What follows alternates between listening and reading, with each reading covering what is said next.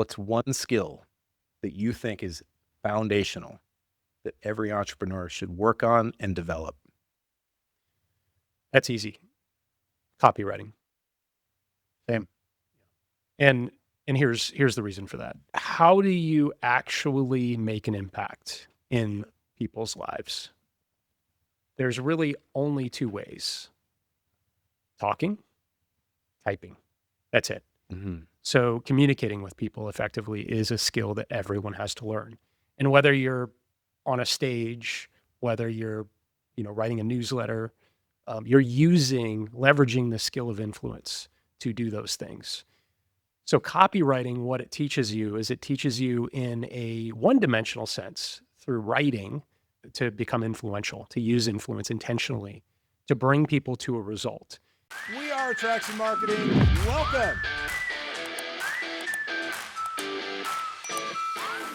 Gents, GT. welcome back to the Attraction Marketing Show. Cheers. Oh, yes. Cheers. I contact very important. I Very thought we were going to be adversarial. We are going to be adversarial. Okay. We're going to talk about things because people want to know.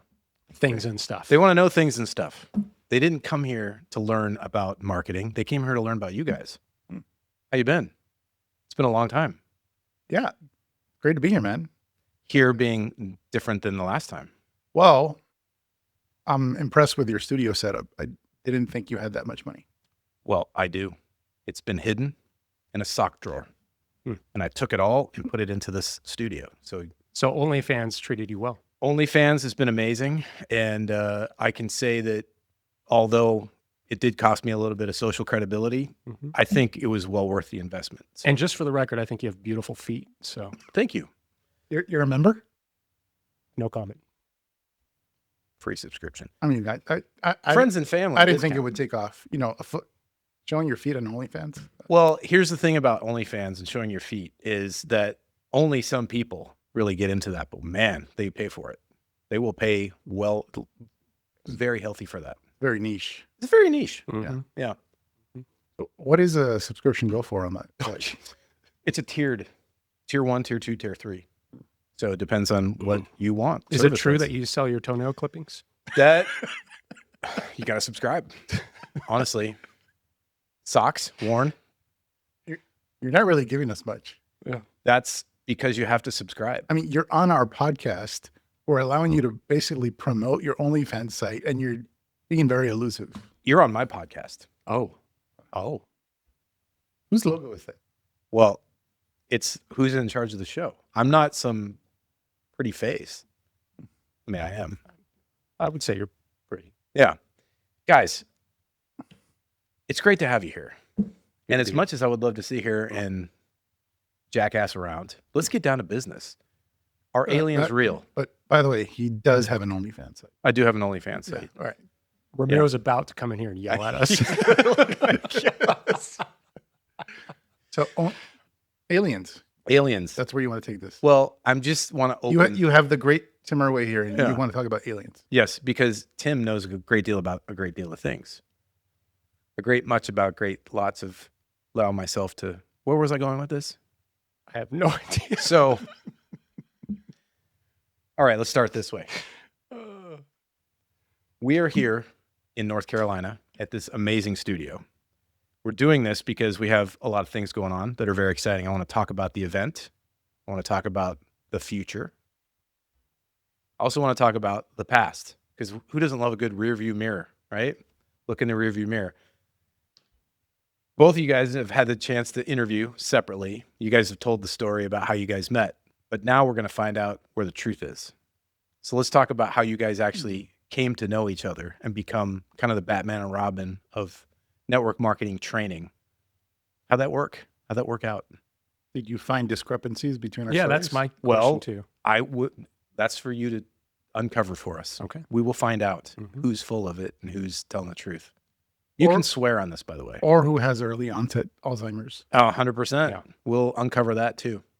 I forgot, what was the question again? I don't remember. It had something to do with how did you guys Our first meet? stories. Like, what was your dating history? Oh, Did you date a lot before you guys got involved, or just a lot of Um, frogs before you became? I mean, it was definitely online dating. Yeah. There was a social networking site. Little did I know that he was the owner of that social network site. So I feel like I was manipulated into this.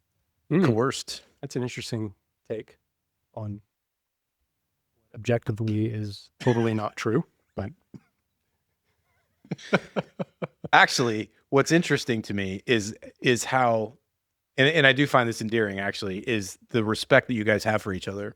Because there was a very much kind of mentor to student relationship, yes? And how that sort of has evolved into more than just that. It's like I can appreciate how you both kind of see each other as trainers, students, mentors in the industry, but how you genuinely respect each other and revere that, and how that's transformed into not just what you provide the industry, but quite literally how you've created that bond. And with Matt Crystal as well, but specifically between you guys. Talk a little bit about that, because I don't think a lot of people understand when we talk about attraction marketing, the company, the real heart and soul behind what's driving it, and that's you guys. So tell us a little bit about that kind of bond. And I don't mean for you guys to get all misty-eyed and start kissing each other here. If you're going to do that, let us know so we can take a break, because I don't want that on camera. I understand that completely. Yeah. I'm okay with it being on. Well, it's up to you. OnlyFans Go would be on. the route. Yeah, Paid firewall. we can double monetize. Sure. Yeah. Answer the question, please. Do you want me to go? Yeah. All right. So we have to rewind a little bit. So before meeting Ferny, I met a guy named Mike Dillard. And the way I met Mike is he stalked me online. I was actually in a magazine called Six Figure Income Magazine a long time ago. He saw the article, called me up. I put my phone number on there, if you can believe that. So I had a lot of phone calls. And once in a while, I'd get a phone call from somebody that was pretty cool. And one of those guys was Mike Dillard. And so started talking to this dude, and he was telling me he had a book that he wrote and was wanting me to check it out. And so he sends me a copy. I get the book in the mail. I open it up. It's this like spiral bound, kind of weird looking, cheap thing you'd do at Kinko's. You guys remember Kinko's? Oh, yeah. Yep. Yeah. So I looked I at think it. he did do it at Kinko's. I'm pretty sure he did, because there was more to the story. I looked at it. I threw it up on my shelf, totally forgot about it. He calls me up a little bit later and says, "Hey, did you get a chance to read my book?" And I said, "Oh, no, I meant to get to it." He's like, "Well, I'm selling like 25. I don't remember how many a day, but it was a lot." And I was like, "Wow, dude, that's great, man." So I looked at the book. I'm like, "Oh, definitely going to read that."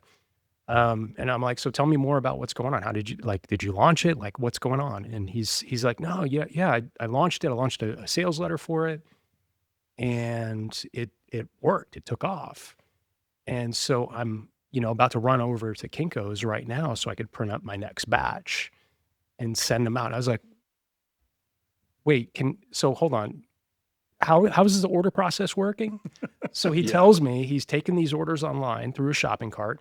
He then takes a printed list of addresses on labels, and he goes to Kinko's, duplicates the book, throws them in a box, and then he puts these labels on boxes at the post office, and he's mailing these things out one by one.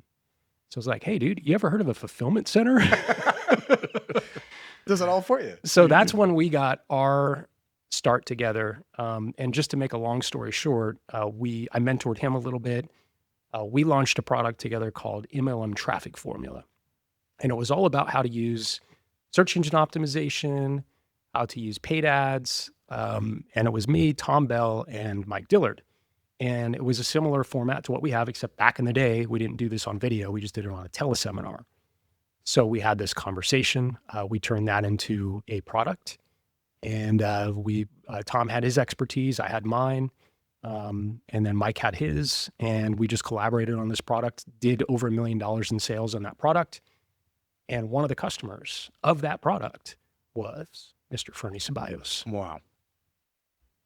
Yeah, and I got the course on the launch. So after the live version was done earlier in the year, I think I had found magnetic sponsoring in June, the end of June. I immediately bought the book, and then you guys had a relaunch of MLM Traffic Formula, and so I have a confession to make about that. Actually, Ooh, I like juicy confessions.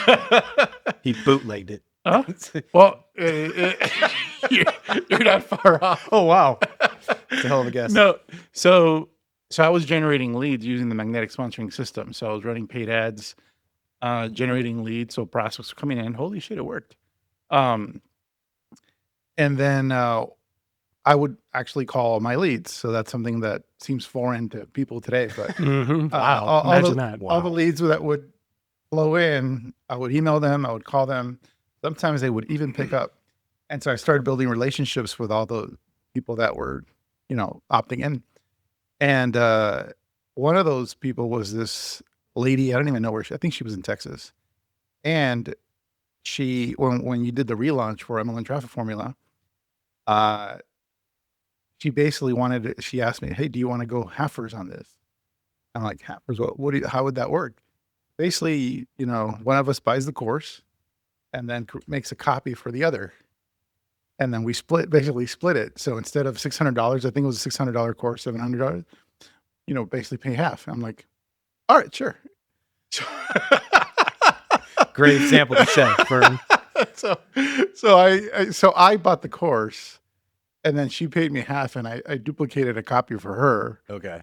She never did anything with it, but I studied that thing like it was my religion.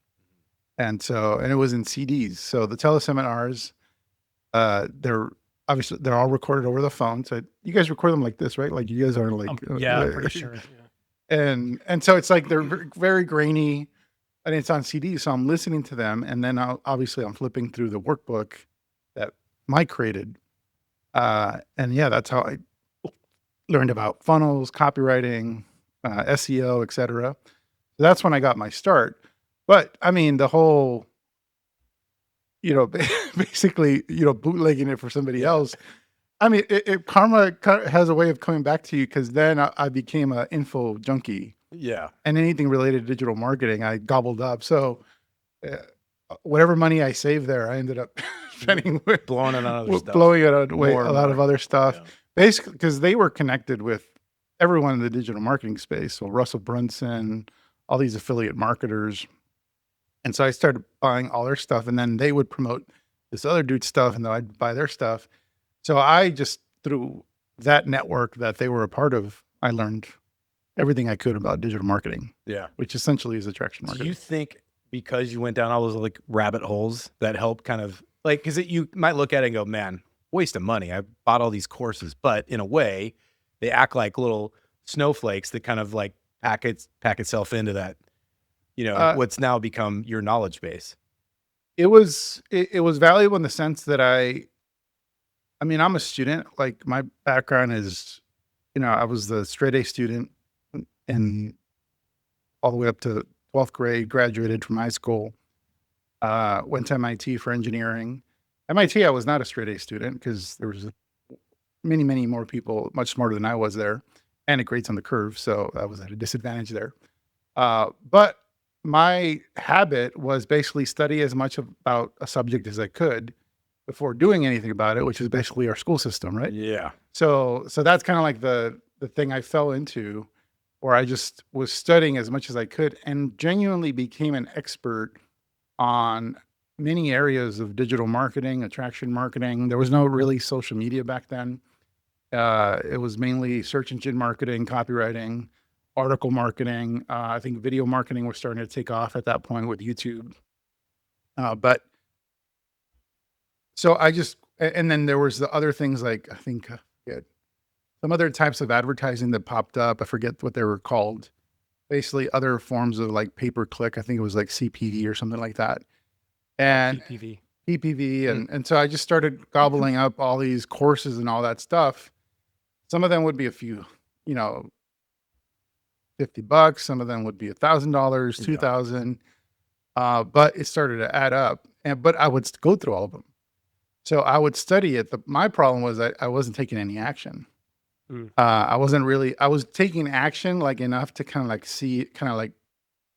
see the process through, but not enough action or committing to any one strategy to get anything significant in terms of results. In fact, the primary results I got within my first year and a half of finding digital marketing was what they taught me in magnetic sponsoring and MLM Traffic Formula.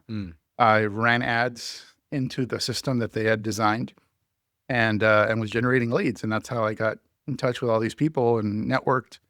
And that's as much as the action that I took. Everything else, like, was just learning as much as I can about the field. And the advantage was I had crystal clarity on like so much that was out there. I became a really good copywriter. I got good at a lot of things, but I wouldn't implement enough where it would bear fruit.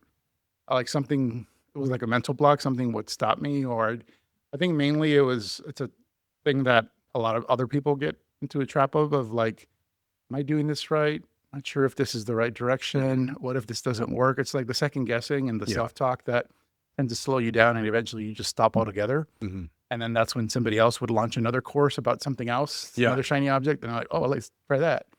So I just kept going into that cycle. And it wasn't until I got really close to mentors, like Mike and Tim through the magnetic sponsoring community, where I started like just everything I was learning, even though I wasn't taking action on it, I was teaching it back to other people. Mm-hmm. And the magnetic sponsor community gave me an opportunity to really teach it back. And that also helped to ingrain the knowledge into me. And then there was other mentors that I was following.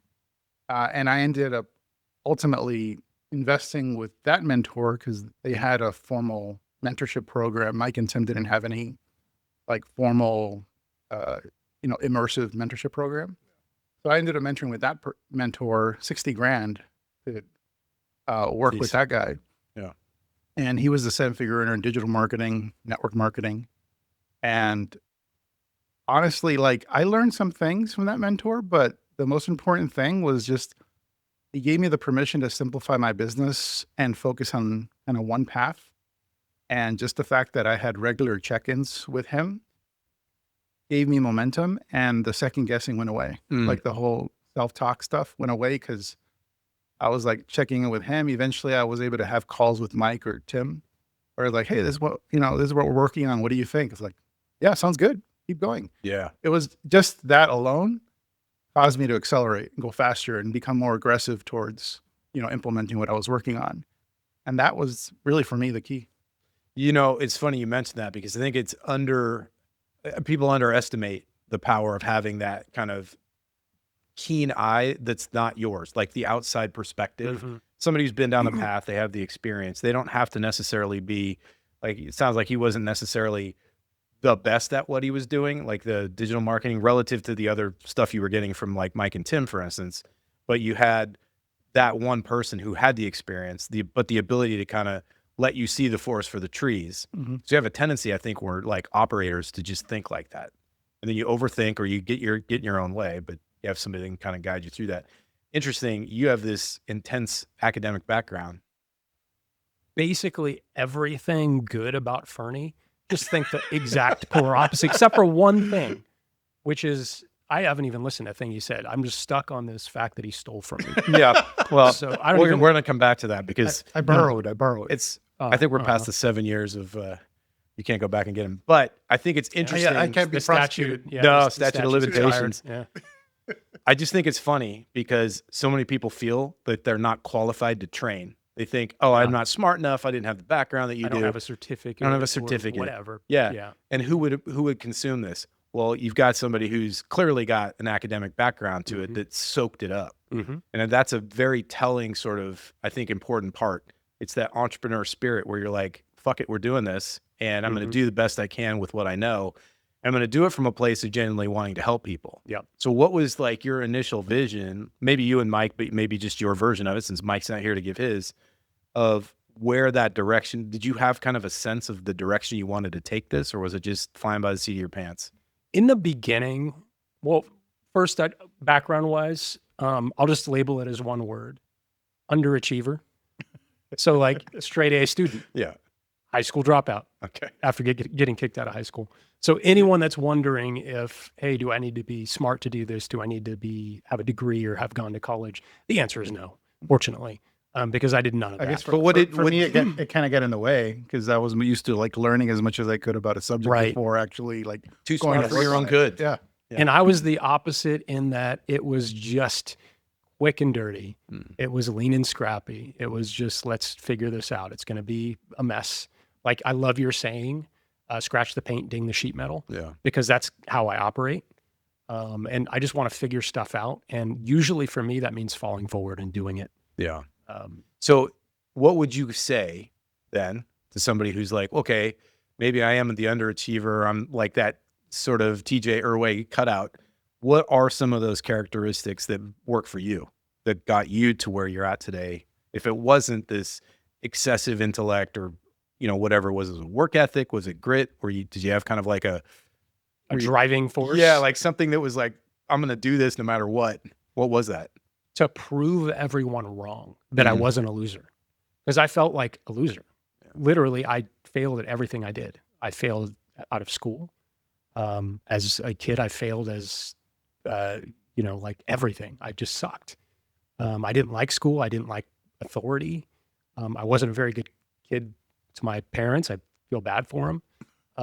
See, I was a great kid. Yeah. So basically the inverse of everything that Ferny did. Again. Yeah. So, Ferny's and you know dark what? shadow. I grew up in a rough, like no excuses or anything like that, but it was pretty rough. Yeah. Abuse, drugs, all kinds of weird stuff, violence. Mm-hmm. So I was surrounded by that, but my parents did the best they could. And I can't blame them for my situation. That being said, my vision, or my driving force rather, was literally to prove to myself and to prove to other people that I wasn't a loser. Mm. And so I just wanted to succeed. And that's what drove me. And after failing at everything, I kind of just made a decision that I'm not going to do this. I'm not going to behave like a loser anymore. I'm at least going to pretend like I'm not. Mm-hmm. And that's what I felt like I was doing for years, Wow. was just pretending to be a business owner. Yeah. And it was like almost surreal when it started to work. It was surreal when I started to get results. And I thought, oh, this is such a hack, or this, the other shoe is going to drop at some point. Like, I just felt like a imposter. And I guess that's pretty common. Oh, for sure. I would think. Yeah. Well, I don't think I actually have had that experience, just talking to people, having it myself for sure. I mean, did you ever feel like, dude, what am I doing? I'm not qualified for this. Imposter syndrome. Yeah. Well, I mean, so the world I came from, network marketing, what we're doing here is not legitimate. Like, and I was never as good as I was at school, and as good as I did at, coming out of MIT, and everyone's proud of me and all that stuff. Like, so it was kind of like the dream situation for any like American kid.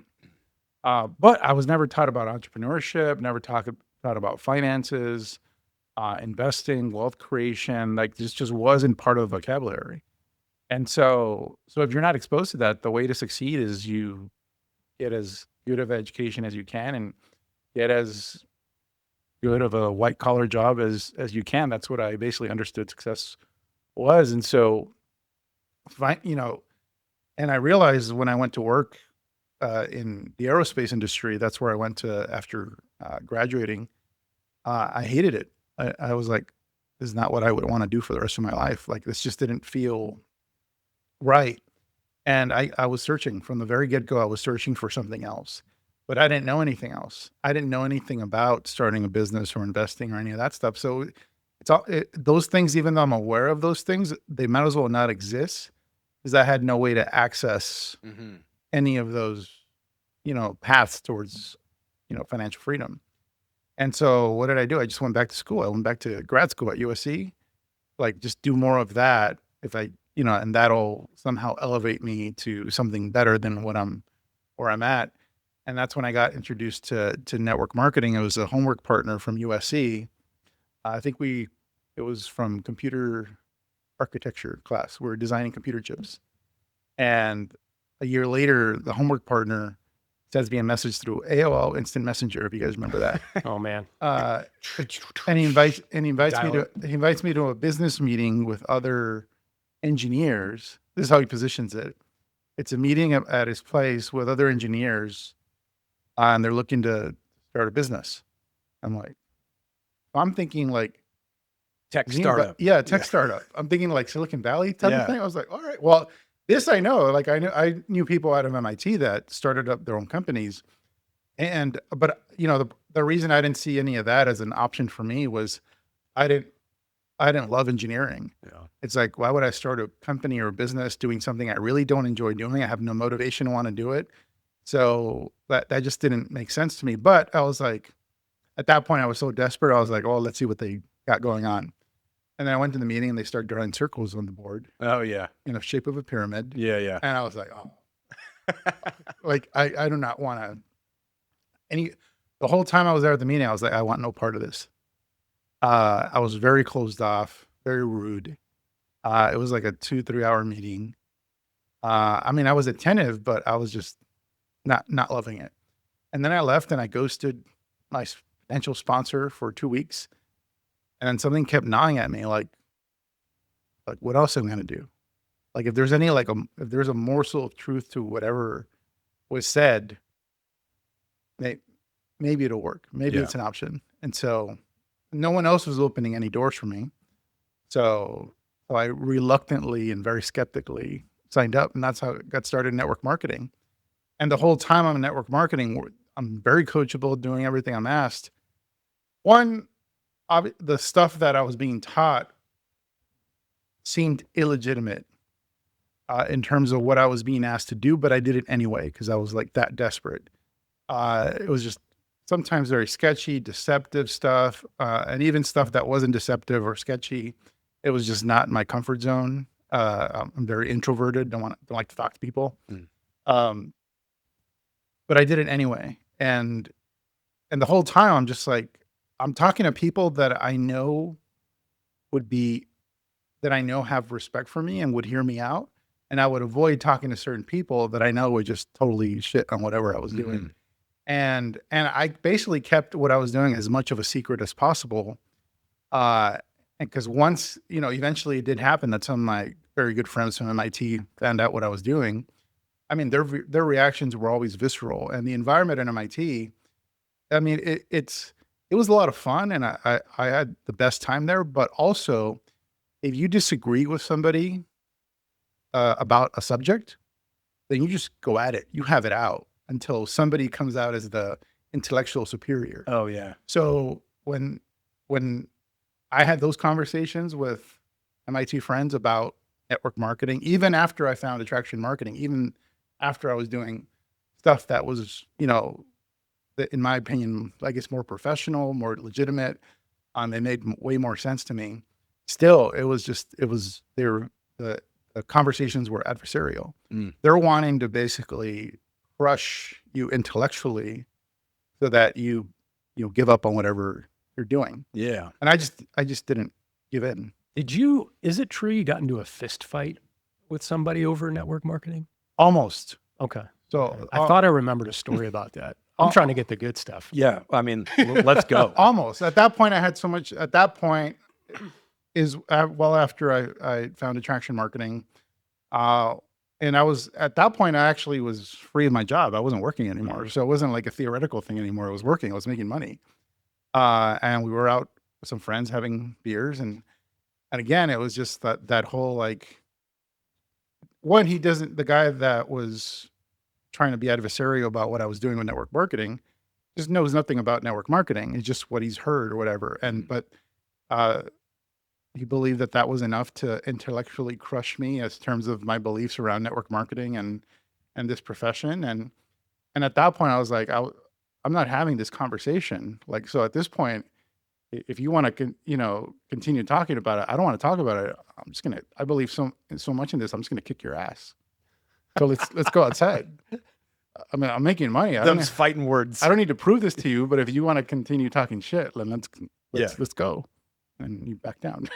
So Shit. There you go. Smart move. Yeah. Hey, my friends, hope you're enjoying the show. I wanted to take a quick minute and invite you to something very cool. If you are tired of following up with dead leads, if you're tired of all the spammy, scammy conversations online, if you're tired of chasing down friends, family, and people you work with just to get somebody interested in your business, and you would actually like to talk to highly qualified people who have a genuine interest in doing business with you, then we have our all-digital 5-day boot camp that teaches you all the things that we do, and it will help you get 3 to 7 new customers each and every single week. That's our personal guarantee to you. If you want to take advantage of that, click the link directly below this, or you can go to attractionmarketing.com/YouTube. Now, let's get you back to the show. You know, it's funny because I'm hearing you talk about this, and TJ, you were kind of alluding to not necessarily a nurturing, supportive upbringing. And yet, you two guys are probably the most supportive, nurturing, non-judgmental mentors I've ever seen in any field, whether that's martial arts, which you both practice, sports, my military background, but absolutely in business. What do you think created that for you? Because you both have it in spades. It's effervescent through the entire company, our company culture, how we mentor here, non-judgmental. We're here to support you. We will be firm with you in your own best interest.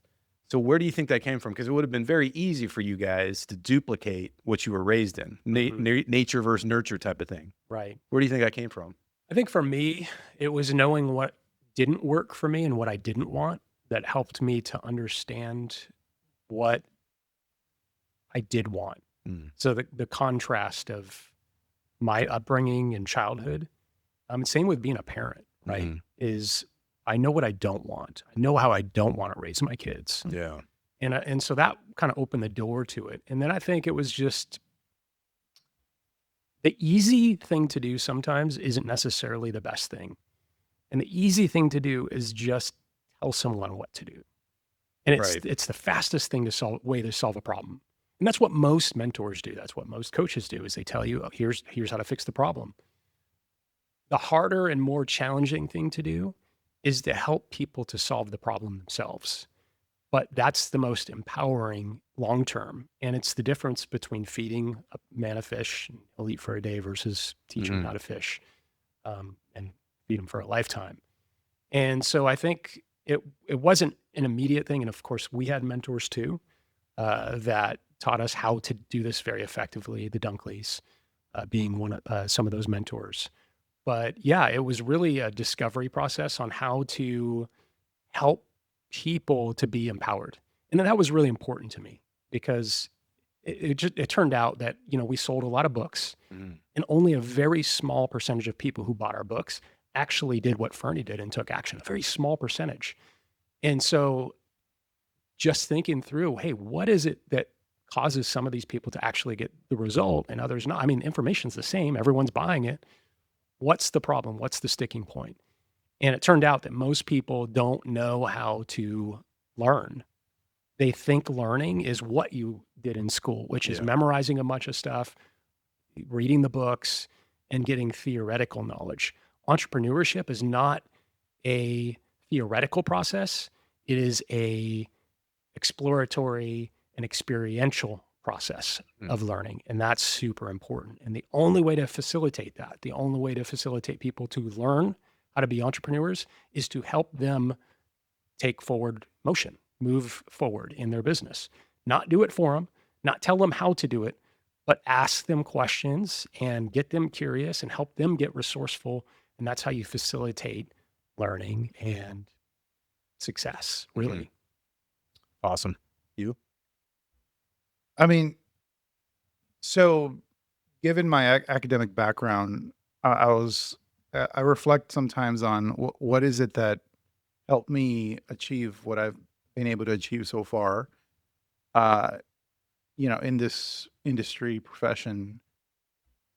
And part of it, the thing that stood in my way was kind of like that being the learner, like learning as much as you can about something before you actually go do something. That's basically what college is. You learn deeply about as much about that subject as you can, and then you go work, and then you get that real world experience. But even that real world experience is kind of in the beginning done in a kind of a safe environment because you usually have mentors, somebody guiding you, somebody that has more experience in that field, and that's how it works. Entrepreneurship, it doesn't work that way. Yeah. So it was very uncomfortable. I did what I knew how to do, which was learn, I could study, etc. And then once I had that, essentially that mentor to kind of go, look, keep going, sounds good, great. Mike and Tim, when I first interacted with them and got mentorship from them, they were very much the here's what I would do differently, or here, they would tell me stuff. Mhm.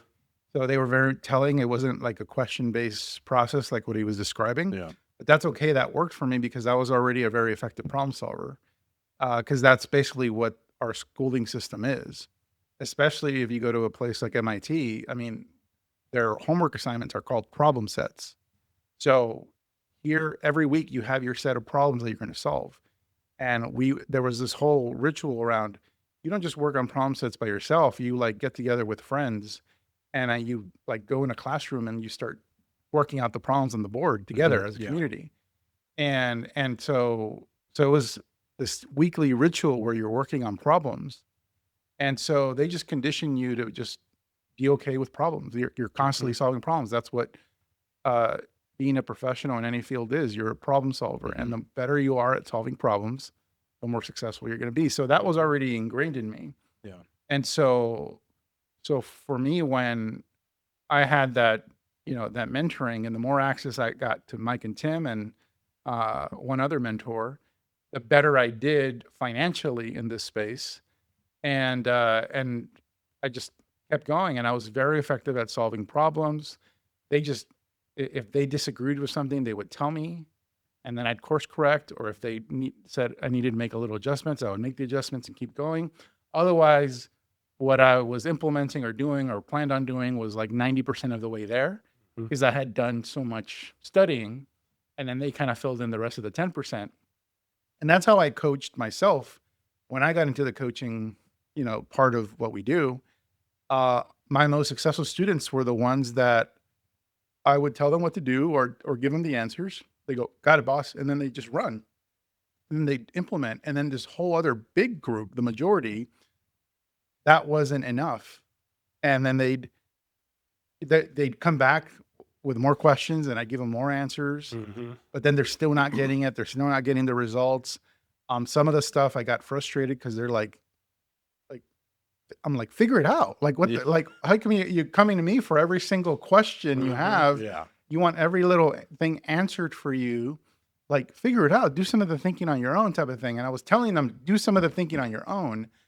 And that's all I could do for many, many years until about 2018, 2019, when I was introduced to the Dunkleys, Blair and Melissa Dunkley. And they basically, their specialty was on, they had a lot of specialties, but one of the things they did is they mentored you on how to be a more effective coach. Right. And from them is where I learned about the idea of, well, the reason the people that are like certain overachievers, just tell them what to do and they figure it out. Well, they're already effective problem solvers. They already know how to think in a problem solving pattern. And so they don't get emotional about things. They don't allow their emotions to cloud their ability to think. And so for those people, they're going to succeed by you just telling them, but they're a small minority of your entire student body. Yeah. From Blair and Melissa, we learned about how do you reach the other 90%, or as much of those people as possible, and how do you, without giving them the answers, how do you train them into becoming resourceful? How do you get them into this pattern of problem solving that they do on their own versus being dependent on you for the answer? And so that's where and that was hard because you want to just give people the answer if they have a question, but it's more work up front, but more valuable for them if you start asking questions in the thinking pattern that you want them to go through. So when we learned how to coach effectively was about basically asking people the questions that you would ask yourself in that same situation. Right. They're not thinking of those questions because they're not accustomed to thinking in that way. So you ask them the question, almost like you're asking the question on their behalf because their brain can't do it. Yeah. Right. But eventually their brain will eventually pick up the pattern of the series of questions that you are asking, and eventually they'll start asking themselves those same pattern of questions, and then they become more resourceful over time. Yeah. So that's what I learned that I didn't know before. Yeah, exactly. And so, but for me, that was my advantage was that I was a really effective problem solver. I would go deep on learning something. But I was very much a person that I depended on a mentor, not for inspiration or motivation. It was more like validation. It's like, am I on the right track? Because otherwise, I think would that's just important. otherwise I would just slow down. Yeah. And you stop were working. super coachable. I remember every time we'd have a conversation, you'd be doing something. You were having always in forward motion. So it wasn't like helping you get unstuck. It was just helping you course correct and, hey, try this. Well, it was also I came prepared. Yes. So that was another thing that it doesn't come naturally to a lot of people, but I learned that from school, especially MIT. If you show up at a professor's office hours at MIT, Yeah. and you're going to soak up their time, you come prepared. Like, here's what I'm working on. Here's my work. Here's what I tried. This didn't work. So this is where I'm stuck. So you have to show them what it is you're trying to do and what your thought process is. They're not just going to give you the answer. Like, the professor's not going to go, here, give me your workbook, and then like do it for you. Right. They never do that. Or a TA or a graduate student that's helping you or whatever. So when I had one of the few times I had the opportunity to have a call with Mike or Tim or any mentor, I would come prepared. I would like have these lists of notes or things I'm working through, examples of my work or things I'm thinking of launching. And by the way, this is over the phone. There's no Zoom call. Yeah. Yeah. So I have to explain something clear enough where they can visualize it clear enough to even then give me accurate feedback. And so that was the other thing. Like, and neither Mike nor I had attention spans. Well, the thing about Like, that too is it at all. really causes you to have to understand it well enough. Because if Yeah. you just kind of half-ass it, you're like, yeah, this is what I'm generally working on. They're lost. You're already lost because you came in half-assed. So that's actually pretty interesting. That's what we should do. That's Let's one just of my- get away from Zoom. Yeah. We'll just do straight Exactly. audio. Exactly.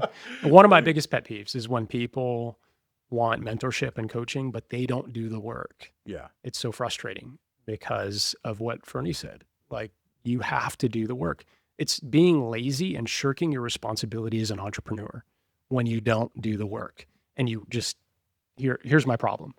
Like, if you're going to be an effective problem solver, you have to be a partner in the mentorship process. And that's what we coach people to do, is to be a partner in the problem solving process, to do the work, to use the resources that they have to figure out the answers to the questions themselves, bring their work, show their work, and get feedback. And that's the most effective way to get mentorship with us. You know, man, I love that you guys both said that. And there's one thing that I was taken by, because before I met you guys, I had my own coaching business. And so I was, by all stretches of the imagination, I was a successful business person. I built that thing from the ground up, no training. I just did it, launched it. And when I met you guys, the one thing I always was really committed to was, and a friend of mine had actually said it to me, he's like, the thing you got to love about coaching entrepreneurs especially is you're helping them with more than just their business. You're helping them with the total aspect of how they approach life. And I always thought that was pretty cool. And I took that as sort of like a rally cry. When I met you guys, you already had sort of given that vibe to it. But Fern, you said it one time at an event, and I want to say it was a virtual event. I just remember this very distinctly. You said, and it's almost exactly what you said. I'm paraphrasing, but it was, we're here to help you become great entrepreneurs, but we want you to be excellent human beings. And the words may be slightly, but I was so taken by that because it was early in my time with you guys. I think I'd only been on board for a couple months at most. And I think one thing that people oftentimes miss with mentorship, especially as it applies to entrepreneurship, is a full contact sport. Dude, you're either in it or you're not. And if you half-ass it, you will get run over. You know what I mean? It's not one of these kind of toes in the water type of thing. Now, in the beginning, it can be if you're working a job, especially like network marketing is kind of nice. If you're part-time or if you've got zero business knowledge, you come in, you can learn these things. But one thing that is, I think, key and essential, and it's been awesome to watch you guys do this and infuse it into, again, the culture of the company here and how we train, is that element where we're here to build awesome human beings. Because if you're like, okay, we can teach you this knowledge, that's fine. And that would be a successful business. But we're actually helping people become the best versions of themselves. So by pushing them to have to find those solutions, be better prepared, think on your feet, be able to find the solution for yourself, not by us handing it to you on a plate, but through question and answer, which can be frustrating. as a Mhm. student. It can be, I was there at that training with the Dunkleys. Mhm. And you busted your ass, dude. Well, we all did, but it was like you worked really hard to be coachable, not because of ego. It's not like you're working against your ego. You're just like, I'm doing this. I'm going to work as hard as I can. And Blair especially was feeding it to you as much as you were receiving it. And I wasn't getting it. Right. For me, I was the last to get in the room, Yeah. which was, I guess, very uncomfortable for me. 'Cause Right. It just felt really dumb. Like I was like, I'm not getting this. Yeah. And I knew TJ had done work with him before, so I knew he got it, but there were other people in that room. I was like the last to get it. But when it finally clicked, it was like, oh. Yeah. But that's part of the process. And Mhm. one of the things I learned from them was the idea of like, basically you can't learn something new, especially if it's something that's going to be impactful in your life, without first being confused. Yeah. Yeah. Like Confusion is- because if you learn something you weren't confused, you probably already knew. You maybe just were reminded. But if it's a new concept, new idea, like your neural pathways aren't there yet, so you're going to be confused. You're not accustomed to thinking in that way, and so it was a tough way for me to kind of think about things until I finally got it, and then it became easy. Yeah. And then all of a sudden I was like, why aren't other people getting it? It's Yeah. like now I'm in their like future workshops where they're doing this workshops, and Yeah. and now it's like the concepts and the ideas are very comfortable, and they're crystal clear for me. But when I was in the thick of it the first time, I was like as confused as hell. Yeah. Frustrating. So I want to talk some controversy. Typically students shouldn't date their professors, and you shouldn't date or get involved with, let alone married. But that's clearly what happened with you guys. We didn't, to be clear, we're not married. But metaphorically, you are. Yes. You're we are. business partners. That's true. How the hell did that happen? This was a student, Yeah. and now you've been married for how long? I never thought of things that way. Well, That I we're- just that we're went married. there. We're married business wise. Welcome to the Attraction Marketing Show, Yes. where we go there. Yes, indeed. So how'd that happen? Yeah. So That's a weird thing. And it here is we weird. are. Yeah. And we're kind of jumping around on the timeline, which is totally fine. That's how these things work. But back in the day, which was always on a Tuesday, as we Tuesday, know. always. Exactly. We had a social network that we created, myself and Mike. So we became business partners in, I think it was 2007, I believe. And one of the first things we decided to do that was absolutely brilliant is we decided we were going to compete with MySpace. Awesome. And we were Which gonna- was like the behemoth. Was at that the time. really the vision? No. No, but we decided, okay, we're going to create a niche social network for network marketers, for attraction marketers. And so that's what we did. We created a community, and we did it first. I think it was like a forum application or something like that on WordPress, I believe. I think it was Joomla. It might have been, no, I think it was Drupal. Drupal or Joomla. Something like that. It was Joomla with a forum application. Yes, something like that. And then the next thing was Drupal. yes, that's right. Yeah. Yep. So yeah. Man, back So in the I Cold launched War. it. I launched If it. you didn't understand a word we just said, don't worry about Yeah, it. don't worry It's about not it. relevant. Yeah. It's like front page. Yeah. Microsoft front Like the page. not moon relevant. landing. But yeah, that was how it started. Is I set up the community myself. This is when Mike and I were still, relatively new, working together. And his business was doing about $1 million a year when we first met. When I partnered with him, we did $4 million that next year, and around that next year was probably 2008, maybe 2008, Yeah. 2009. No, that was it. 2008 is when we launched our community, and we've kind of we're ahead of our time. We're always thinking like way ahead. And one of the things that we decided we wanted to do is we wanted to build a community. We thought community was going to be the glue to be able to help people in a deeper way, and also really honestly to maximize our customer value, which is the objective and goal of marketing of a company, is to sell more stuff more often to more people. And so we thought, well, if we have a community, we're going to have a tight knit, people that are raving fans of ours, that every time we launch something, every time we have a new offer, that we have that buyer database that we can tap into, that community that we can tap into. So that's the reason we kicked off that community. Long story endless, Ferny was in there giving tons of value. He had like he does, learned everything about SEO and implemented and started learning his own methods and strategies and testing things that were pretty remarkable. And he came into that community and just shared, gave value the way that we taught. You give value without want. You just help as many people as possible, and the money will follow. Ferny did that, and he did it perfectly, executed it perfectly. He came into our community, got on our radar by sharing so much value. I think Mike said something to the effect of, "Dude, you should be charging for this." That's how good the information was. And So Ferny. to Ferny, Yeah. yeah. And so we got on a call. I don't remember the exact details, but I remember we got on a call with him.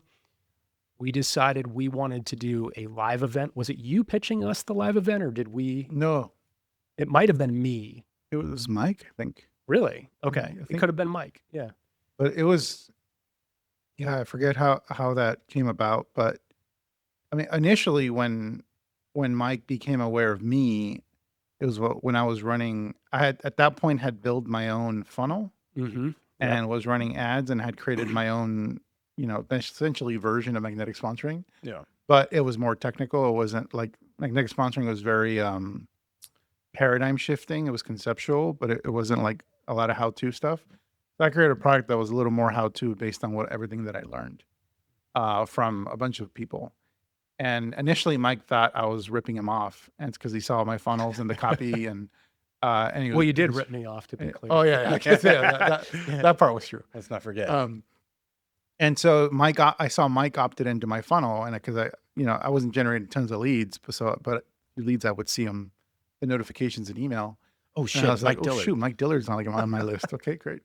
And then Mike did a launch of a product on copywriting, and I did a promotion, and I created my own landing page for that product, basically sharing my story on like how the impact that Mike and Tim had made on my business, my life. And I said explicitly, everything I learned about attraction marketing, I learned from Mike Dillard and Tim Erway. Mhm. And so at that point, obviously Mike's seeing that I'm not trying to rip him off. I'm like basically being supportive and promoting his offer. And so at that point he reached out. So he sent me an email. It's like, hey, really appreciate, what you said, whatever. And then we hopped on a call, and that's how that started. And then it was just okay, we're friendly now. And I'm freaking excited. I'm like, oh shoot, like I'm talking to Mike Dillard. And then they launched the community, and that's where I had an opportunity to basically everything that I had spent $90,000 on all these courses all over the internet from all these people. I was basically just sharing back what I had implemented. Didn't matter if I had implemented or not. If I had knowledge about something that I could, share with other people, I did. So I was answering questions in forums, and eventually they asked me to be moderators in that community. Right. And then eventually you guys were rebranding from the magnetic sponsoring community into Better Networker. Mm-hmm. And it was going to be a whole different technology platform because the platform it was built on was about to like burst at the seams from the growth. It was And- basically held together with bubble gum, paper clips, toothpicks. but it was great. Duct tape. It worked so well. Like I got so much exposure in that community because I was just the most prolific content creator on that network, and it worked. I explained this in some other content, but it works kind of like TikTok today Mhm. because when you publish something, it got featured in new content, new articles. It was articles back then, so Oh yeah. it was all articles. It wasn't like reels or video or anything like Yeah. that. And so I would write stuff. And so when I would publish something, it would show up on a little box at the bottom of the front page. And the front page was getting a lot of traffic. So it would show up in a little box saying new content. And so the title of that article needed to hook them so that they would stop and then click. And then if enough of those people like interacted with the content where they commented, they liked it, etc., then the algorithm on that network would then show it to on another box that was like, Right. these are featured content. It's because it's getting a lot of interaction. So then I would move it to another box that's higher on the homepage. And then if that content got more interaction, Then it would move to maybe I think another box where it's like our best content this week or That something was like that. hot or something. Yeah, Yeah. or hot. Yeah. And you had the opportunity to potentially get named in the list, get featured Yeah. in the when the Well, that email was went out. that was Oh, the wow. that was the final thing. And so it would go in the featured for the week, basically our best content for the week. And the whole time at the end of every article, there's a call to action to basically subscribe to my list to like opt in. So I was generating leads from all that content, and then if it got featured for that week as our best content, then the leads are steady. But then the final thing was if Mike really liked the article, if he was like, man, this is really good, he would email it out to his email list Oh, of shit. hundreds of thousands of people. Yeah. And so that happened for me a couple of times where Mike really dug the articles and he would email out, hey, like wanted to bring your attention to this one article. And that's the equivalent of basically going viral. Yeah. But it was the platform that was deciding to show your content to more people, which is basically what TikTok does today. It was ahead of its time. Mhm. Crazy. Yeah. And Yeah. the whole time I'm generating leads for free from that community. It's an amazing, like, full circle story. And I think, I wish we had a little bit more time at that because I do want to get a little bit into where you guys see the future of this. But before we do that, I alluded to this before, and I was talking about how we're here in North Carolina, which is unusual. We're not usually in North Carolina, but we're here for a reason because we're doing our big event. We do one a year. We do a couple of events, but this one's kind of like our showcase trophy, big trophy in the case type of thing. Digital Networker Live. Cool name, but very purposeful. Mm-hmm. This has been, we were just talking about this with Matt too, an evolution, because this was something else. It was called something else. Big, huge behemoth of a production. And now it's this high speed, low drag, legitimate, like cutting edge kind of badass thing. Let's talk about it. How did we get here? Because I knew you guys. We've talked about this before. We met through Kate, one of the students. Mm-hmm. She was having her own event. I emceed that one, met you guys. You had an event back then, which was really kind of like, in my mind, from an outside perspective, kind of the crown jewel in network marketing as far as premier events. You guys had like Gary Vaynerchuk and people like that on your stage. You had JT DeBolt, which is pretty huge. It's very huge. You know what I mean? So, but that was called something different. So how do we get from there to here? Can I talk about the first event Please. first? Cool. Yeah. So our course, MLM Traffic Formula, the very first event that we did after Ferny stole it from us, was Nice. named after that. So you stole the event too? Yes, he may have stolen the event. I don't know. I don't even know who he is anymore. Steal like an artist. But we basically decided, okay, well, this is going to be cool because we'll do this event, Traffic Formula Live, named after the product that Ferny stole. And so we did. And it was really fun. It was super successful. And so I think what happened was Ferny's like, well, I stole his course and that went well. So I'm going to steal this event. And then I'm going to steal his wife. And so that's my story now. Now that I've You stole your wife? no, Oh, no, not yet. I hope geez, not. Ferny. But that's actually what I think happened now is he stole our event. Well, what did you think happened before? Before I thought we collaborated on an event together and you were like, wow, events are easy and fun and so profitable. I'm just going to do this. And so you started an event company. But now I think you stole the event. Now, both those versions are bullshit. Here's what really happened. All right. So a couple of years after, basically, I quit my job in 2008, and that's when I went full time. Was making close to, if not at six figures in my business, network marketing. But because I was taught to build a brand by these gentlemen here and essentially build my email list, add value to them, sell stuff to them as well. That's was the inception of creating a training company.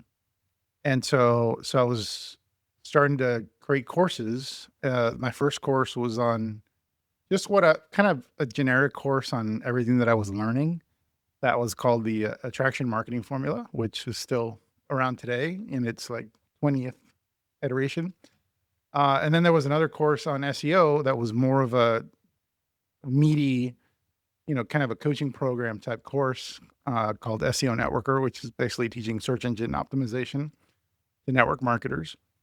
And then there was a launch, I think there was MLM Traffic Formula 2 that you guys were launching. And so that Mike and Tim were launching this new version of that, initial marquee course that changed my life. And we got to promote it, and I think we were going to be a part of it. We were going to contribute content, and we did contribute content to it. Mike and Tim asked different, I guess, specialists to contribute content to the course, so it wasn't just, Mike, Mike and Tim and Tom anymore. It was a bunch of other people, and we were one of those people, and so we promoted the crap out of that course because we're in it. We were affiliates for that course. I promoted it to my email list. So did a lot of other, of Mike and Tim's students.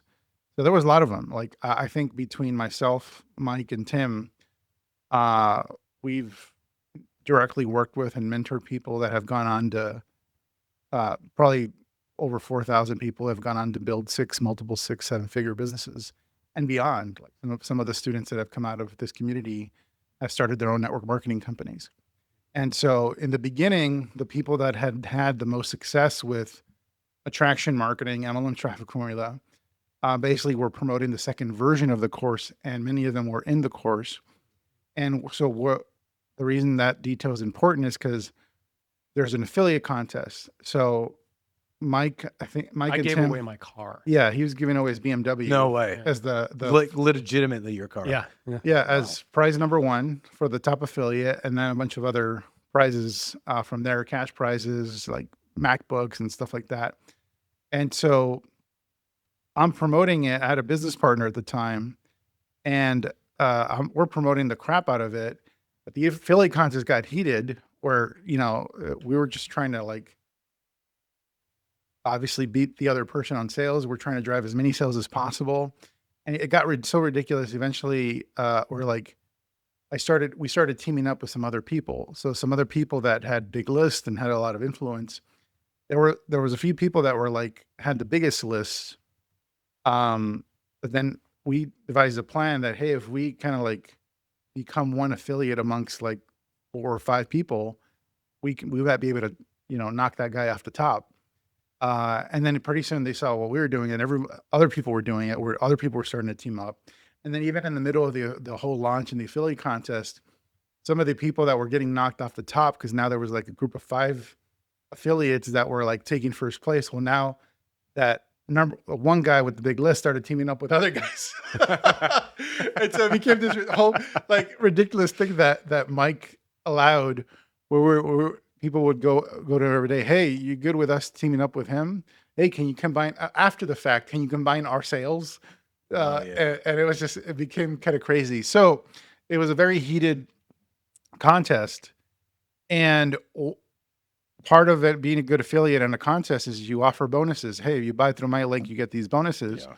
Our bonus was a workshop in Vegas for whoever buys through our link. And so we're partnered up with these other influencers in the network marketing space. And, ultimately I forget how many sales we made, but we didn't expect more than a couple dozen people at the workshop. Because even though we offer this bonus, a fraction of the people that actually buy the course will actually, opt to do the workshop. So we projected maybe a couple dozen people that would be at this workshop in Vegas. So we had booked nothing. We didn't have a room rented or anything. We're just like, yeah, we'll just do that later. Let's make the offer. Yeah. We'll like figure out the details and like what could possibly go on. Where and when later. And so when the launch is over, we didn't win, but we got, we were up there in the affiliate contest. Well, now we have to fulfill in this workshop. And so we're kind of like, organizing all that stuff. Where do we have it? We talked to Mark Hoverson about, because I know he's done events in Vegas, like small workshop events. And so we talked to him about, where to rent a room and stuff. And then, as we're planning it, and we're talking to other people, because we know nothing about running events. So we're talking to other people that we know maybe have done events like Mark and others.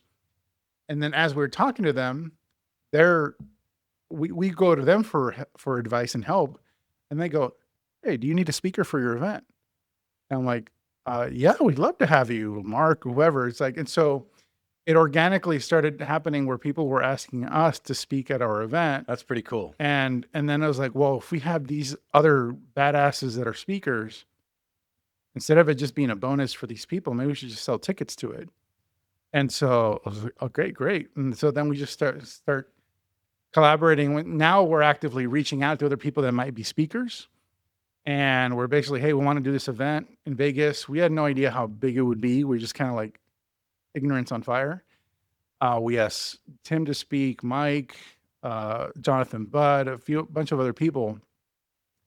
And we're all kind of like, it was more of a collaboration where I don't even know if we even paid affiliate commissions. I don't even remember, but a bunch of people promoted it. And from the idea of when we said, hey, maybe we should launch tickets, to the event actually happening was basically 2 months. Holy shit. And during those 2 months, we launched, I had to basically, my partner and I had to go to Vegas. And at this point, we're thinking it's going to be a pretty big event. We still don't know how big, but we ended up going to the Venetian and we contracted a production company to film it and everything. And that guy, the Royster Productions, the owner of Royster Productions, really helped us out a lot, like kind of like figure out the landscape when it comes to doing live events in Vegas. He helped us negotiate the contract at the Venetian. And then we finally, we signed this deal. We're on the hook for hundreds of room nights at the Venetian that if we don't fill up, like we're basically, owing multiple six figures to a $1 billion company that can crush us if they sued us. And we just, okay, let's sign the deal. So we signed the deal of Venetian. The next week we launch. We did a webinar with Mike and a bunch of other speakers, and everyone promoted. And that first night, I think we sold like 500 tickets. Wow. One night. That's crazy. Something like that. And then the rest of we ended up being an event for 1,000 people, and the rest of the tickets were sold over as we got closer to the event.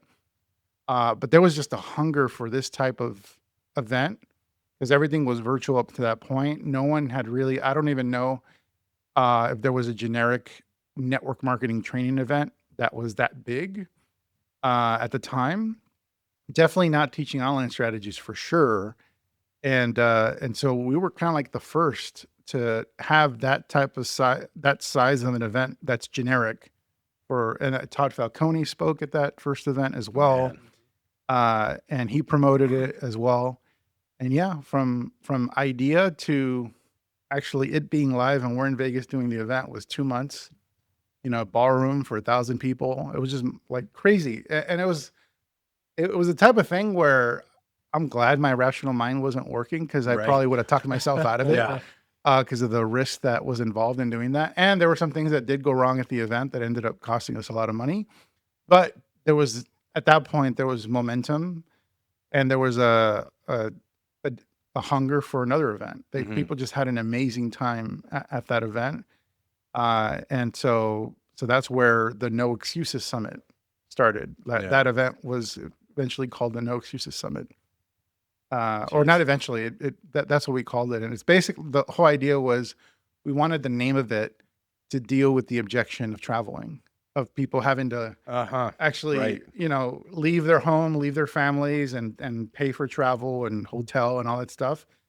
And so the name came from basically an embedded objection handling thing. That's totally genius, man. What's crazy about that is just listening to that. I don't know that many people these days understand how legitimately badass that is for the story you just told, because we're, in a kind of a new age, if you want to think of that. Big events are kind of gone. It's in terms of like 1,000 people. And I'm not saying they don't do them. There's plenty of big names out there that are still filling huge arenas and all that kind of shit. But I'm, for the type of impactful event like we put on, you're just not, most people are, I think, wisely pivoting to a different model, which we'll get to in a second. But to pull it off the way you did, having done a live event myself, I mean, we held that thing together with duct tape and profanity and a lot of liquor. You know what I mean? Like, it was the only way we pulled our event off, and we weren't in the hole financially.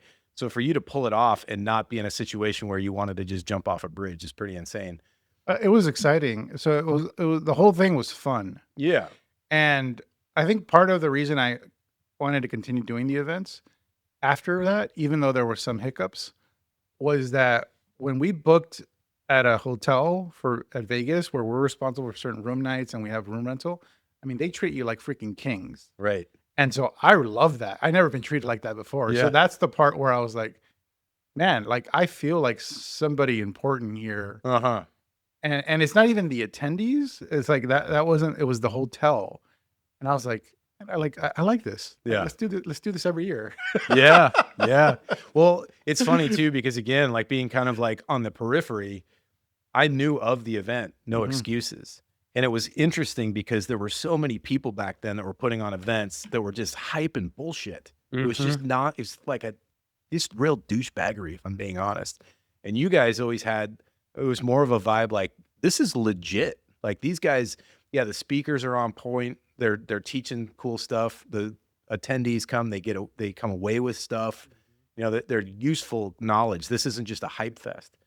And that was very different from what I had seen, both as a professional inside the industry, speaking and emceeing at events. You know, I'd been to thousands of these things, well, hundreds on the more accurate number. And the first time I saw of you guys, most of it was through marketing. Great marketing, by the way. It was like, holy shit, this is a legit thing.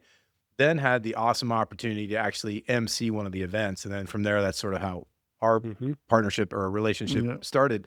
And it was just amazing to watch. And so those were fun days but I was on the back end of that. I think I came in at like No Excuses 8. So you guys had already had several of these under your belt. It was a well-oiled machine at that point. Yeah. And then from those events, we kind of spun off workshops. We're small workshops. We started selling small weekend workshops at the No Excuses events over time. And that's where we partnered up, where we started like we don't want to do it alone, but also, I mean, we wanted to like have as much expertise in those rooms as possible. Yeah. So I think in 2011, I think the following years when we started experimenting with having even smaller events and more hands-on implementation. And that's where the partnership between us started, is in doing these one-off workshops that we kind of would offer at these events. And that was honestly the beginning of our mentorship programs that we do now at Attraction Marketing. Yeah, cool. And there was an interesting correlation of success with those that invested more money to learn, where we'd see the more that people invest, the more skin they had in the game, the more success they had. So that was part of the equation as well, where we decided to, move more towards the mentorship model, because we knew that made the biggest impact. In events like this, and I have to hand it to Ferny, because the event model at the time, and you mentioned this, was a hype fest, because the model looked like you invite these people that pitch. They're professional pitchers. That's what they do. And they get on your stage and they try to extract money from the audience. And every single speaker does exactly the same thing. So they're all competing for a finite amount of money from the audience. And everyone's just trying to pull money from the audience. What Ferny did differently for his event was he decided this is going to be the opposite of a pitch fest. It's going to be a value fest. And you were not allowed to pitch from stage. So you had to bring your best stuff to this event and teach and share what was working for you in your business. And I think that was the big difference. And the crazy thing is we found the balance between, still being able to monetize the event, because people want more. If you don't offer them more, they're going to go find it somewhere else. Like Ferny did. We didn't have a mentorship program. He invested mentorship with somebody else. And so the idea was simple. It was, hey, people want more. They want to go deeper on these subjects. So let's do this workshop and make the offer and see what happens. And it was sold out like the very first time we did it, because people want more. They want more mentorship. And so that was the genesis of our mentorship program. You heard a lot of how we grew it from there, but that's right. I had forgotten about the whole, like, no one's allowed to pitch. That was that. And I know some of our speakers were upset about that fact. Yeah, exactly. Yeah. Well, again, like I remember that being like the main driver. Even like as a speaker, it was like, okay, the first question a promoter would ask is, do you have an offer? Which Right. was like saying, like, do you wear shoes when you go outside? Of course I have an offer. Okay, well, what is it? And if your offer wasn't like 5K or higher, they really weren't interested because they don't want a take. Mhm. So it was intentionally built as a pitch fest Exactly. Yeah. because the promoter was in it. So you're like, you would want people pitching from your stage because you were getting a take, no work on your part. You're just throwing them on stage, hope that guy can sell. This was different. And it's so interesting to hear students talk about this because they're like, how do I add value? How do I add value? And a lot of times they will quote add value themselves out of business where because they're not actually making a call to action. You guys Yes. had, hey dude, we're going to take great care of you. You're going to learn a ton of stuff here. You could walk out of that room. I remember thinking, sitting in the green room, watching some of the presenters as the MC, I'm like, holy shit. Like they're not you could learn just if you took the recordings from this, or if you were taking good notes and you were an action taker, you had to be an action taker. You'd be pretty squared away just from the content. Mhm. So naturally you're hungry for it. The analogy I like to give is if you go to a movie theater, you may not walk in, you may have just had dinner, you may be full, but you smell popcorn. You're like, God, I could go for some popcorn right now. Mhm. That's what value is. But if you walk up to the snack aisle or the snack counter and you go, hey, can I get some popcorn? The guy goes, sorry, we don't sell it. We just make it so you can smell it. That's the analogy of like there's got to be something on the back end that's Mhm. worthwhile. And Exactly. so when you add the ton of value there, it builds that hunger. And I think that's what you guys, It's actually practicing attraction marketing, which is crazy. weird. Who Right? thought? Who thought?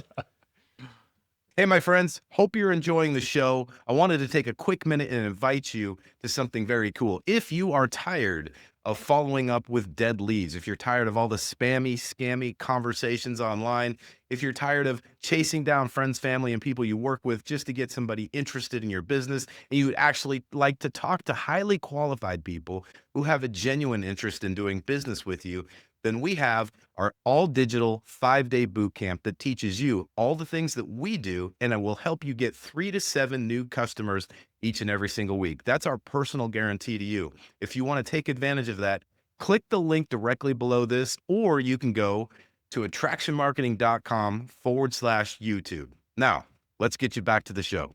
So let's go to where we're doing this. Now we're here, Digital Networker Live. We're not in a 1,000-person arena. We No, are we're not. in a very small, intimate, and quite frankly, like I would have to say cutting edge is the word that comes to mind. Like this is a professional. Like this whole thing, the staff's amazing. The equipment, this is, I mean, it's We're like, almost legitimate. dude, it's almost like going from driving a go-kart to flying a spaceship. That's what it feels like. This thing is like amazing. Yeah, but this is not our table. This is No, not our studio. No, We rented this. we're not even real. We're not real. We're AI avatars. Yeah, we're AI avatars. But what do we got going on this weekend? This is special. This is different. And it's definitely not like No Excuses. Well, I mean, that first No Excuses was 2010. So that's 15 years ago. Yeah. And we did No Excuses for 10 years straight. And in the middle of that is when, after we did enough workshops together and Mike was leaving the network marketing space to pursue something in the financial space, that's where the opportunity to partner up, to join forces came in, where basically I took Mike's place as the representative, the forward-facing representative of the company. And ultimately we rebranded and became attractionmarketing.com. No Excuses continued to be done under the attraction marketing umbrella. And then in basically COVID happened basically 6 months after our last No Excuses 10. That's when COVID hit. And we were planning on doing an event called Digital Networker Live that was going to be a live event, in-person event. We had bookings with the hotel to get all that done. We were starting to promote it, and that's when COVID hit. At that point, we rebranded the event to Digital Networker Live, so it'd be basically where the name of the event would speak more about what it actually is. We're basically training digital networkers, not traditional networkers, digital networkers, people that build network marketing businesses online. And so COVID forced us to be all virtual. and and that's when the event business changed forever. And I think COVID did something where it got people used to enjoying events from home. We have done some in-person events since then. That just it's just the juice isn't worth the squeeze to do those live in-person events, as valuable as they are, just because the costs has gone up with hotels to do those events. They're brutal in terms of squeezing you out of every nickel and diming you as the event host. And it was harder and harder to get people to attend events. And we were having a lot of success with our virtual events. And so that's what we basically did. Like after last year, we went 100% virtual, doing Zoom events. We do high production Zoom events. We have studios set up in our homes to be able to do those events. But we were looking for something a little higher end. And so that's where what we're doing this week, Digital Networker Live, in a TV studio. So the people who own the studio are the teachingstudio.com. John is the owner, and their business sprouted out of COVID as well, where people wanted to have a higher end production for virtual events. And their business has evolved. Now they have multiple studios. We're in one of those studios recording this podcast. And then, across the hall over there is where we'll be doing the actual live broadcast of Digital Networker Live. And most of our speakers are coming in person to train in the studio. And, we're going to be doing this probably once every year, hopefully. And for a few reasons. One, we want to be able to have at least for our speakers to be able to congregate where we can, train together and be, have that sense of community. We are having a very limited number of students that are coming to experience this in person.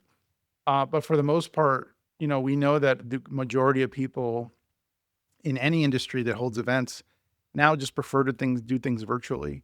But we want to kind of up-level the production quality of what we're doing.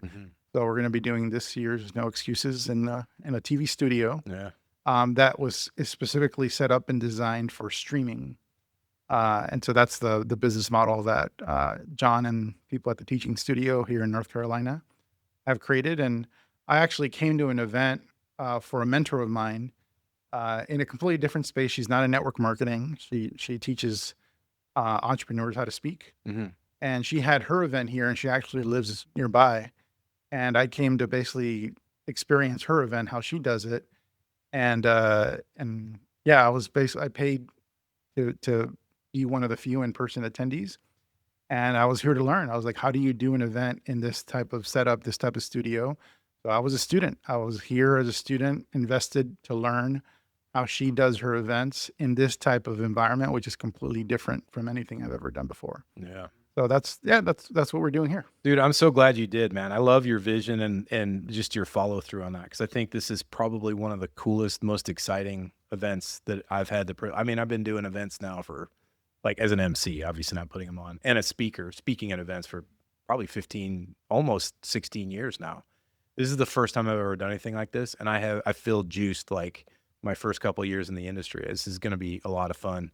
And what I love is how you guys both have one thing that I would say, one of your great skills that you both universally have, honestly, one of the most powerful arrows in your quiver, if that's the way I could put it, is your ability to bring together really awesome people, like talent-wise, heart-wise, character, all the things you'd want in a person that you'd want to do business with. Because let's think about it. Doing business is a pretty intimate thing. When you talk about that, you're exchanging time, effort, energy away from life, away from family, away from the things that are important in order to pursue something.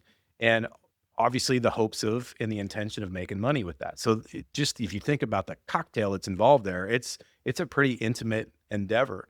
And so you have done an amazing job, the two of you, and Matt included as the third owner of the company, to really assemble kind of like a superpowered team of awesome badasses, speakers, great people that'll work together. I mean, the guys that put this together, you were talking about John, Alex, just to be able to attract and be, connected to those kind of people. So I'm excited about the weekend or the week, because it's a full week. A lot of cool stuff. What do you see? What's the vision moving forward for this event? What's the impact you want this to make? Good question, man. Look, I have a special place in my heart for live in-person events. I just do. Going to events physically has opened every single door for me. It's the reason I'm sitting here at this table having this conversation with you right now. And so I love in-person events. I think, the network that you build and the people that you meet are truly what is going to be the biggest hinge, or it's going to basically be the thing that opens up the most doors for you. Mhm. That being said, Ferny mentioned getting people to actually commit to, getting their butts in seats and stuff is just becoming harder and harder. So we had to stop swimming upstream. We had to make this choice. But we've also really innovated and I think done a pretty awesome job of taking the live experience, in-person experience, and bringing it to the virtual events. Mhm. And just the ability to be able to have, live chat and, the mentors that are in there, your mentors, your Mhm. team in there working the conversations. And so we're trying to bring as much of that live experience and bring you here Mhm. and make you a part of this event when you're watching it. And it doesn't replace the in-person event, but it gets pretty damn close. Yeah. And thanks to your team, by the way, for really pouring into our students. And we've come a long way with regards to virtual events just from, leading up to this. So I think we're well prepared for this event Mhm. because of the experience and because we've taken what we know from live events and brought the best of that to the virtual process. So that's really, for me, is how do we make the same kind of impact that we would if we're here in person together? And while you can't totally reproduce that in-person experience where you're networking, we could still have a workshop like we're doing, where we actually have people connecting in breakout rooms to do work, to get Mhm. things done. And so this is not just a fire hose you with information event. It's a immersive and experiential process, because that's what we talked about. Entrepreneurship is, it's about taking action and learning through doing. Yeah. The learning always comes in the doing. So just the workshop part of it before the event, I think, is extremely powerful. And it gives our students a chance to actually roll up their sleeves and get shit done. And that's what matters the most, is getting shit done. So I think that's pretty powerful. And so my vision, I guess, for this event is that we make as much of an impact as we can through the workshop, through the main event as well, and bring the knowledge, bring the best speakers in the industry, have them bring their best stuff, and just make this an amazing experience for them. And my hope is always that if we do our jobs well, if we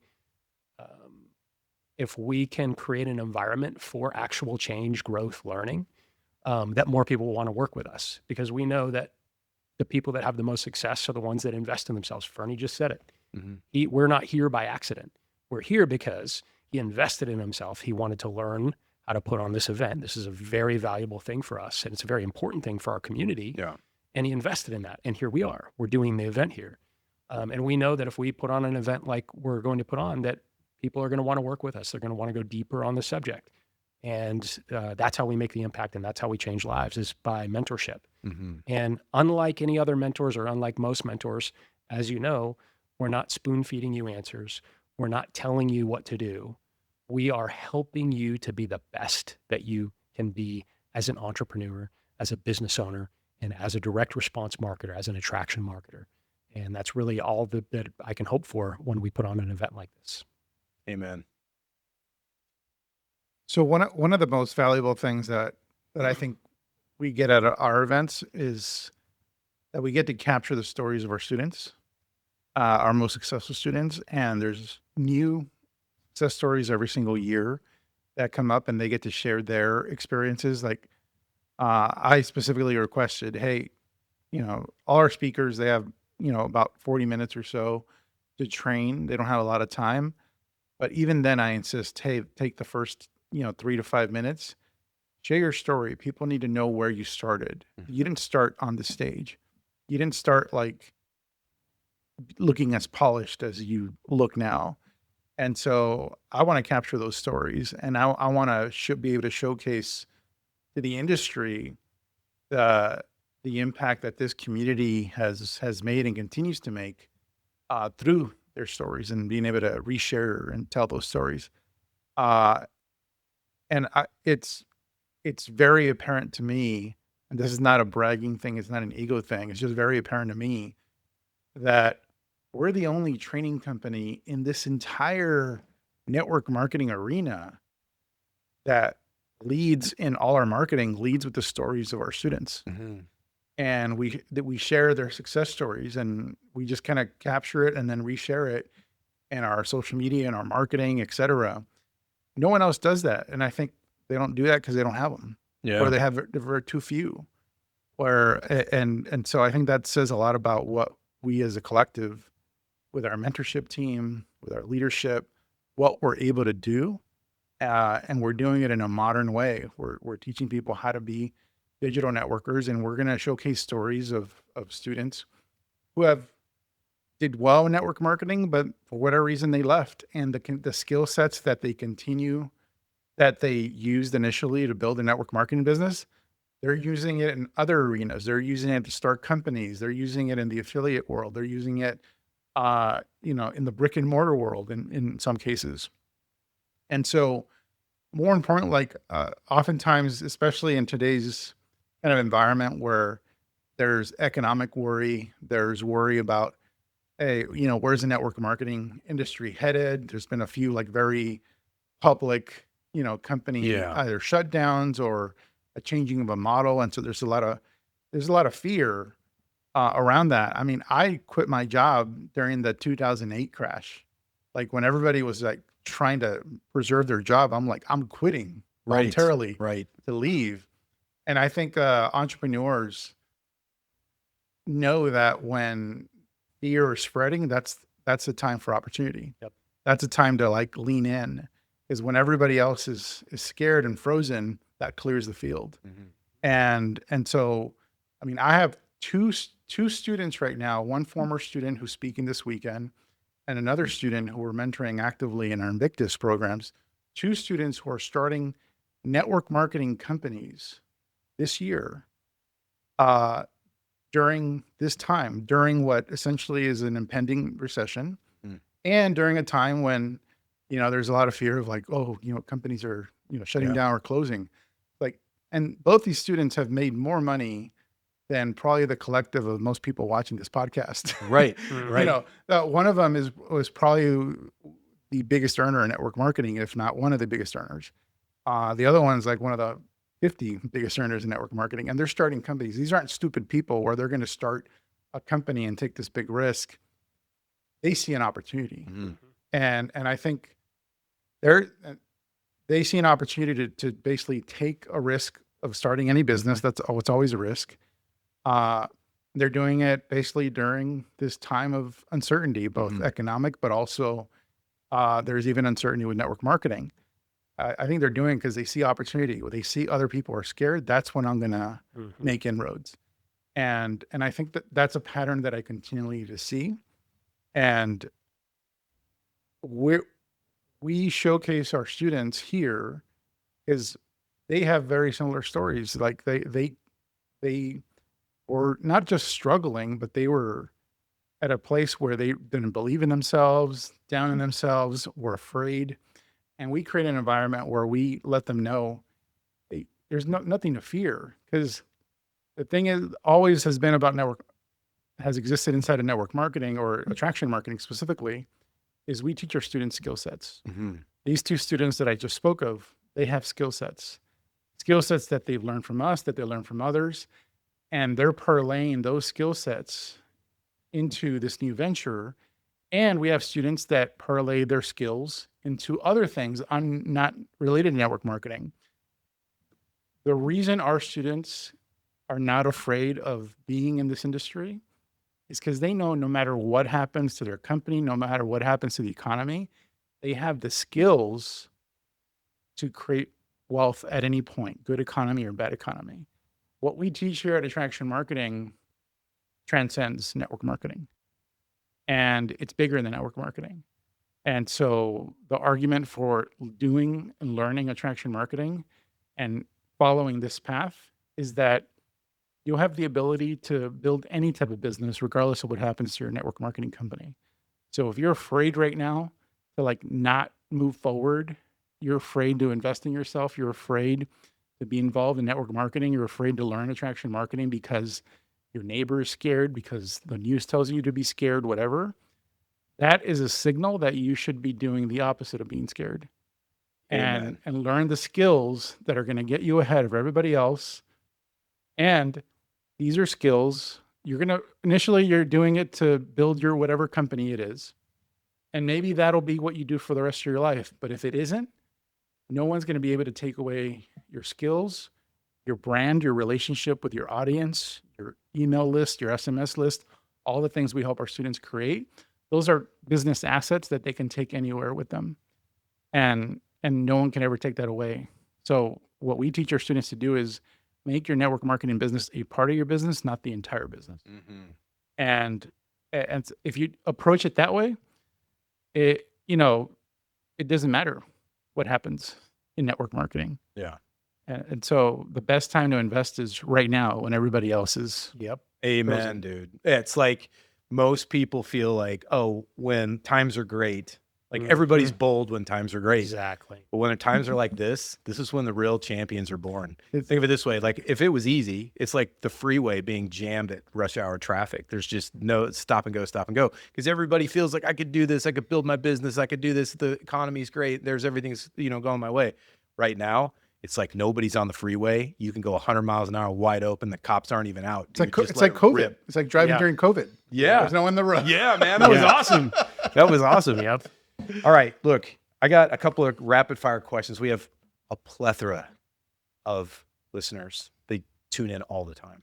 It's a lot. Now, are you going to check on your blank piece of I'm paper? going to read these questions. They were mailed to us. Our PO box, our post office box. Oh man, that's a controversial question right there. Is bulging, like We have a PO box. yes, and they mail in from all around the world. It's like Santa Claus, sending a letter to Santa. This first question. Tough one. What's one skill that you think is foundational that every entrepreneur should work on and develop?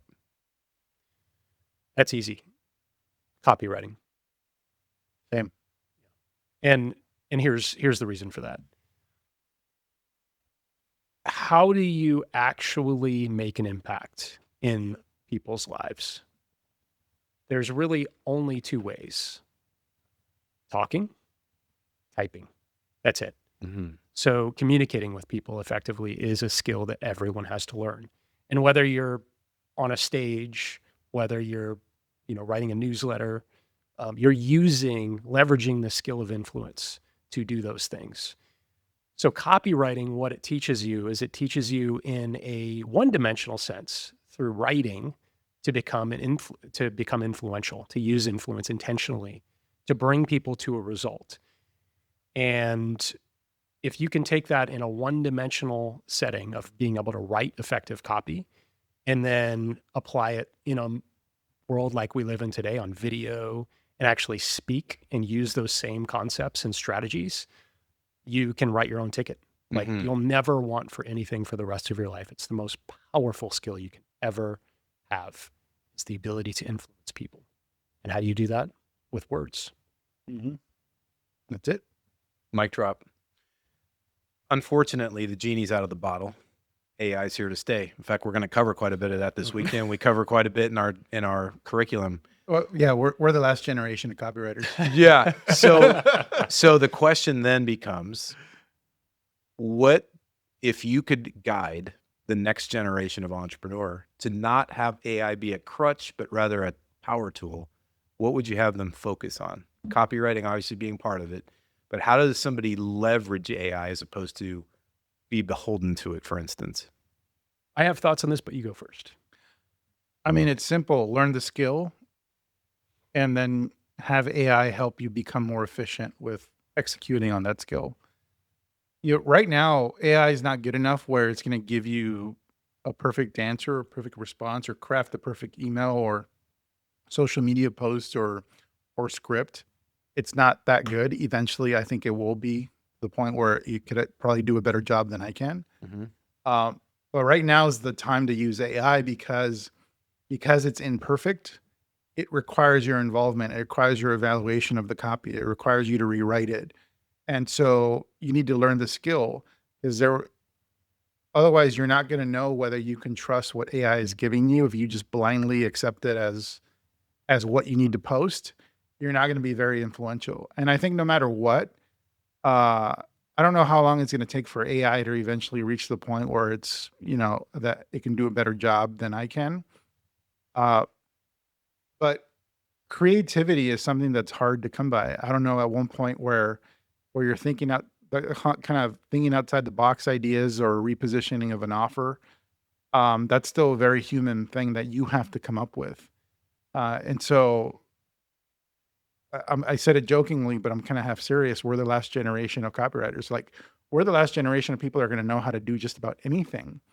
And that's incredible power to be able to go into the AI age where you're one of the few people in the world that know how to do something competently without AI, and therefore are in a position to use AI more effectively to evaluate its responses, because that's going to be a very scarce commodity. People that know how to evaluate whether what AI is giving them is any good, that's going to become exceedingly rare as time goes on. So I think if you want to maximize on the opportunity with AI, then learn the skills now. Use AI to help you, but learn the skills of copywriting, of marketing, of advertising, social media marketing, etc., because that's going to give you the ability to basically be the overseer of AI for whatever, for your business. Let's say I've had students that have gone back to work for companies in their marketing departments where they wanted to go get a job and they outclass everybody that works at that company in their marketing department. So imagine if you're the head of marketing at a company, because you're the only one that knows how to write copy. You're the only one that knows how to evaluate whether what's being generated by AI is effective or not. I mean, that's being the prompt engineer, because you have the skill, is going to be probably something super valuable in the very near future. Yeah. I would say that AI is a curse and a blessing. And the reason I say that is because I think the natural tendency for a lot of people to do, especially in marketing, is to abdicate their creativity and thinking and get lazy and not learn those skills and just let AI do it. And I think that's a big mistake, because AI is not a replacement for your own ingenuity, creativity, and your unique voice. It is an amplifier of that. And so the way I think about AI is it's a macro skill to learn AI. It's one of those skills that I think you can't, if you're in marketing, if you're in business and an entrepreneur, you can't ignore it. Putting your head in the sand is about the dumbest thing you could do. So we have to embrace AI. It's here to stay.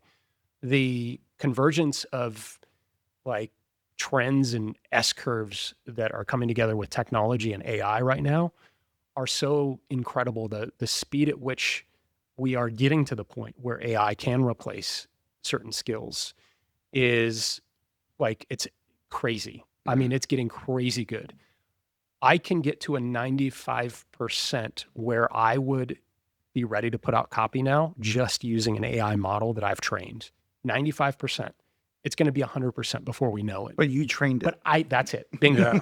I trained it. And so the thing I'd say about AI is that it is not a replacement for your creativity, ingenuity, and experience. It is a sparring partner. It is something that can help you amplify your messages. Together with AI, I can out-create copy. I could never create copy by myself that's as good as I can together with AI. But if I just said, hey, AI, create copy, ChatGPT, Claude, whatever, any of these tools, and just said, create a sales letter for this, it'll never even come close.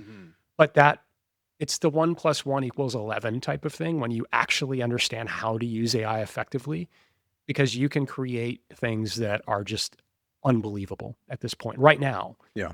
we're there already, and it's only going to get better. This is the worst it's going to be today, Yeah. and that's pretty scary. It's wild. Literally, like the other day, I didn't drive my car. My car drove me everywhere. Like, this is the world we're living in now. That's all AI. The millions of decisions and things that had to happen for it to cut across 4 lanes of traffic during rush hour and squeeze through 2 cars, kind of jackknife through 2 cars to get to the other side and not get into a wreck. The number of calculations that it had to do was unbelievable. I mean, I don't even know how it's possible that it did that. Yeah. And that's the world we live in today. Made the decision without the emotion too. Exactly. It wasn't like fearful for its own life. It just did it. Exactly. That's crazy. Exactly. Yeah. And so it's only going to get better. It's only going to get faster. It's only going to get smarter. And that's both scary, but also pretty damn exciting. Yeah. But that's only if you embrace it. You cannot resist AI. You have to embrace this technology and learn to use it effectively. And if you do, you have superpowers. You must surrender to it. You must JT. surrender to it. Yeah.